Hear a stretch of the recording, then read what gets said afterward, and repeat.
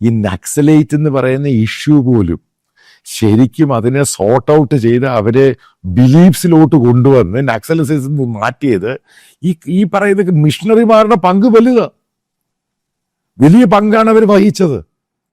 അവർക്ക് എന്തിനെ കണ്ടിട്ടാണോ ചെയ്ത്?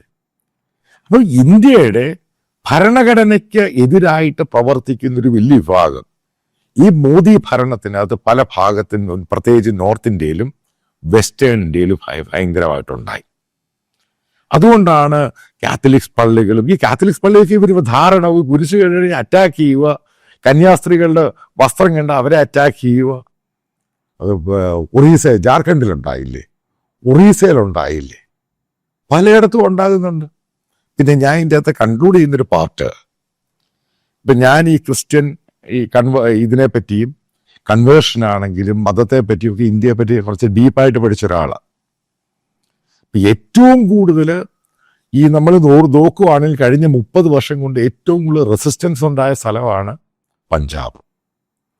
പഞ്ചാബ് മാറിയില്ലേ?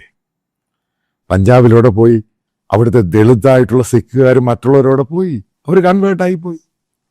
അവിടെ ഏറ്റവും വലിയ വയലന്റും മിലിറ്റൻസിയും ഒക്കെ ഉണ്ടായിരുന്ന ഈ പറയുന്ന Jatt Sikhs, upper cast Sikhs, അവരെ കൊണ്ട് വല്ലതും ചെയ്യാൻ പറ്റിയോ?